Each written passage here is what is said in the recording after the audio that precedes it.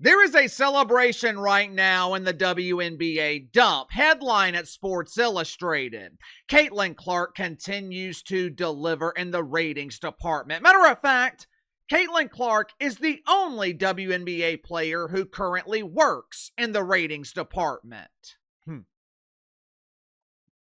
While attendance and ticket prices for the Indiana Clarks have declined, it is abundantly clear that millions of people are still willing to watch Caitlin Clark for free on TV.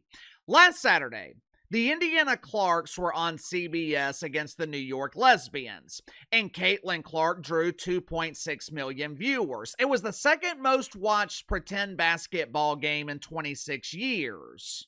Uncle Casey, don't you mean the WNBA drew 2.6 million viewers?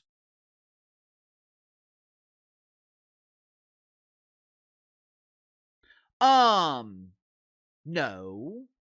The vast majority of the WNBA couldn't draw ratings with pen and paper. A couple of weeks ago, the New York Lesbians played the Dallas Wankers on ESPN. Now, according to the media, this was a very high-profile matchup. The Wankers feature Paige Beckers and AZ Fudd, or as the mainstream media prefers to call them, America's cutest couple. Have you seen these two lovebirds? They're so precious. Plus, Paige Buckner is a huge star.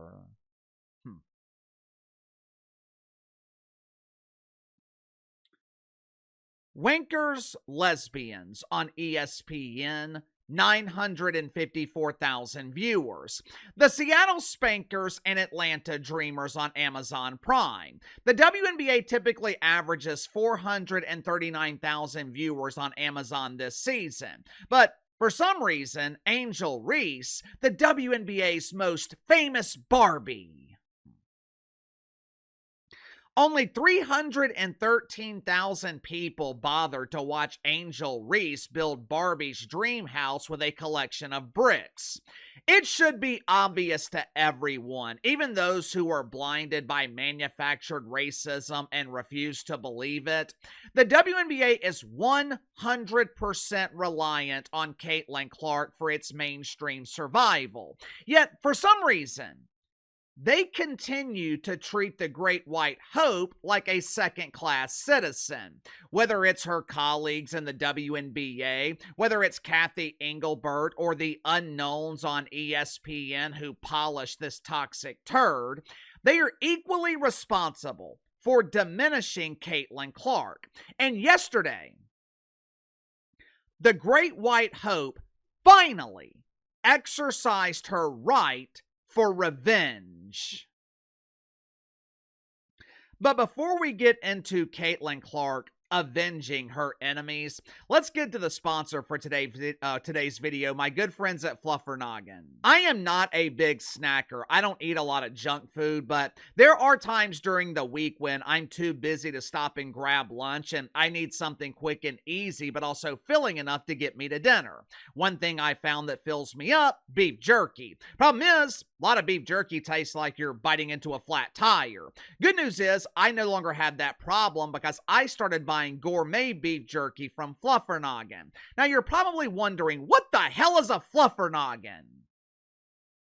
Fluffernoggin is gourmet beef jerky that is 100% made right here in America. You don't have to worry about consuming foreign cows because all these cows are homegrown.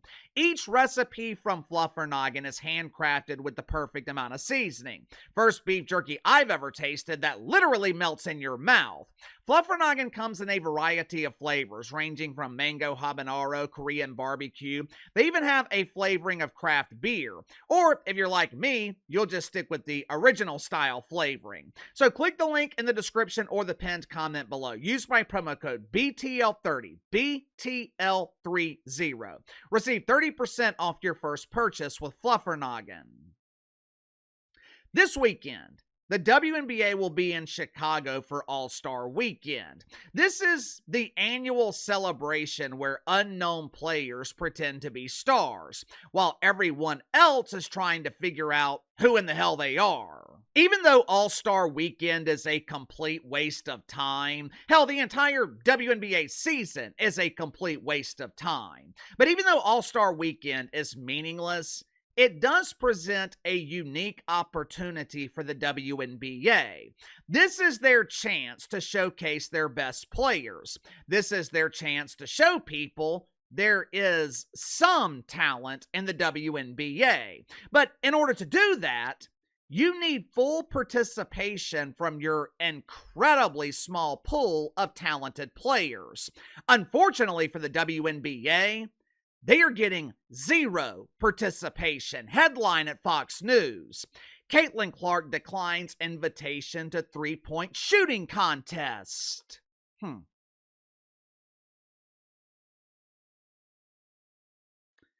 I wonder why. I wonder why Caitlin Clark would decline this invitation. I wonder why Caitlin Clark would decline the opportunity to elevate the WNBA. I wonder why Caitlin Clark would decline the opportunity to boost viewership on ESPN, which is the network with the unfortunate responsibility of broadcasting this steaming turd.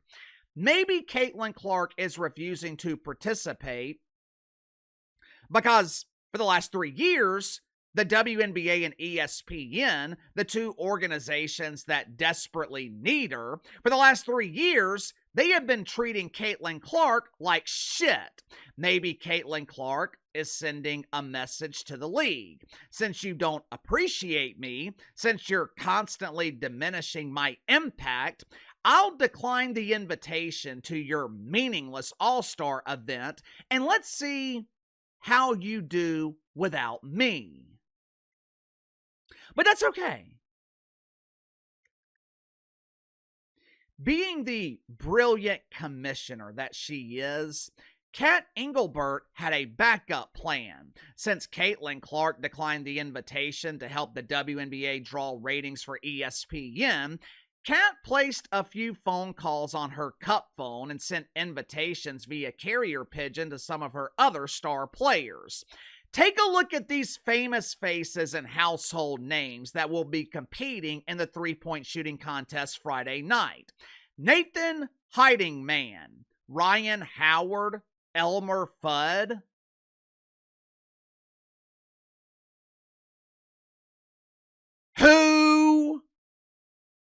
Who, and who? How are you going to draw an audience with faces that are seen on the side of a milk carton? I think I saw one of these anonymous faces last week on one of those giant billboards on the interstate.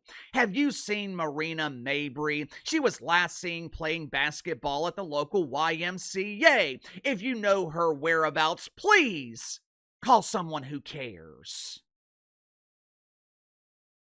Now, in the WNBA's defense, they didn't have a lot of options to choose from. Hell, that should be obvious. I highly doubt ESPN's list of potential participants included any of the players on this list. I'm sure ESPN wanted Sabrina Ionescu. I'm sure they wanted Sophie Cunningham. Problem is, Sabrina declined the invitation, and to my knowledge, Sophie Cunningham wasn't even invited to participate.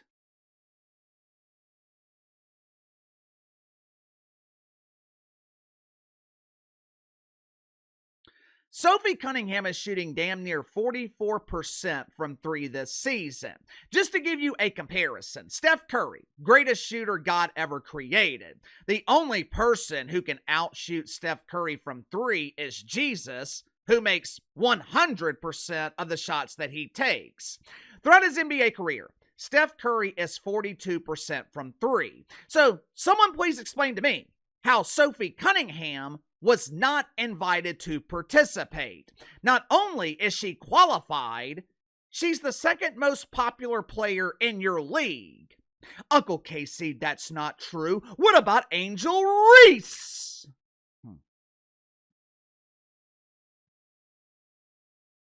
You know what? That's actually a great idea.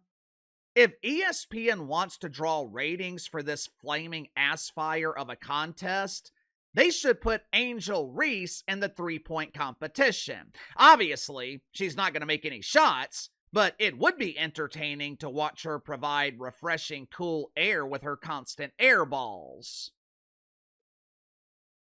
This problem of stars not participating in all-star events, this problem is not exclusive to the WNBA. The NBA runs into this exact same problem every year during their all-star weekend. But there is a huge difference between the NBA and the WNBA. Every year, All-Star Weekend is an embarrassment for the NBA. Although this past season, the All-Star game itself was phenomenal. But for the better part of a decade, NBA players have treated All-Star Weekend like it doesn't matter. Stars refuse to participate in the dunk contest. They give minimal effort during the All-Star game. Hell, outside of showing up, NBA stars are essentially useless during All-Star Weekend. Same thing in the NFL. There is so little interest in the Pro Bowl. Shedeur Sanders made the Pro Bowl by default. They couldn't find anyone else willing to participate. But there is a huge difference between the NFL, NBA, and the WNBA. The NFL and NBA are already established. All-Star Weekend for them is a corporate event. The WNBA is not established. This league is a house of cards built on a foundation of sand in the middle of a hurricane. This league cannot afford to miss opportunities. The WNBA cannot afford to miss potential moments that people would remember. Caitlin Clark participating in the 3-point contest, that is a moment people would remember. But I don't blame Caitlin Clark for declining this invitation. Think about it. What does she have to gain from participating in this meaningless event? If she wins, she will be criticized. I'm so tired of this white privilege. If she loses, she will be criticized. I told you Caitlin Clark was overrated. She always folds under pressure. Caitlin Clark has nothing to gain by participating in the 3-point contest. Her participation would be a favor to the league, and maybe she would be willing to help out if she was appreciated. Maybe she would be willing to help out if she wasn't treated like she doesn't matter. Since the WNBA thinks they can make it without Caitlin Clark, here is your chance. But my guess is, end result will be huge embarrassing failure. Sound off in the comments below. I'll see you guys later.